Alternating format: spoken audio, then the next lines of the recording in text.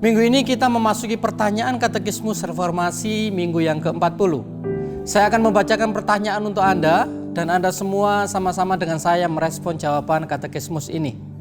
Pertanyaannya adalah, apa yang harus kita doakan? Seluruh firman Allah mengarahkan dan menginspirasi kita kepada yang harus kita doakan, termasuk doa yang diajarkan oleh Yesus sendiri. Efesus pasal 3 ayat 14 sampai 21. Itulah sebabnya aku sujud kepada Bapa, yang daripadanya semua turunan yang di dalam surga dan di atas bumi menerima namanya. Aku berdoa supaya Ia menurut kekayaan kemuliaannya menguatkan dan meneguhkan kamu oleh rohnya di dalam batinmu, sehingga oleh imanmu Kristus diam di dalam hatimu dan kamu berakar secara berdasar di dalam kasih. Aku berdoa supaya kamu bersama-sama dengan segala yang kudus dapat memahami betapa lebarnya dan panjangnya dan tingginya dan dalamnya kasih Kristus, dan dapat mengenal kasih itu sekalipun ia melampaui segala pengetahuan. Aku berdoa supaya kamu dipenuhi di dalam seluruh kepenuhan Allah. Bagi Dialah yang dapat melakukan jauh lebih banyak daripada yang kita doakan atau pikirkan, seperti yang ternyata dari kuasa yang bekerja di dalam kita. Bagi Dialah kemuliaan di dalam jemaat dan di dalam Kristus Yesus turun-temurun sampai selama-lamanya. Amin. Saudara, saat kita berdoa, terkadang kita berfokus atau mendoakan setiap masalah-masalah yang kita hadapi, setiap pergumulan kita masing-masing, kita cenderung memikirkan diri kita sendiri.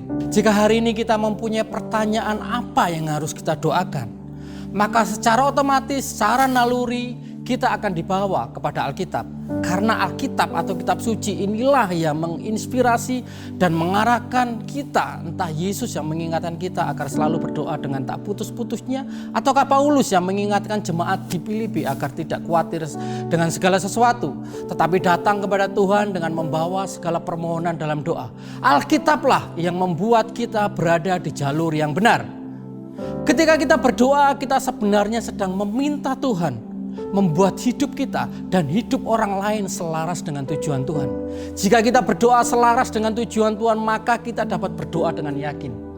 Kita boleh membawa seluruh permohonan kita kepada Tuhan seperti yang dikatakan oleh Rasul Paulus. Tetapi kita juga perlu memeriksa lagi apakah permohonan kita sesuai dengan Alkitab atau sesuai dengan kehendak Tuhan.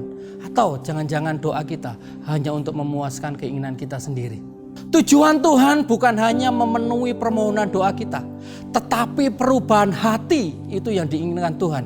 Bukan masalah apakah doa kita dikabulkan atau tidak.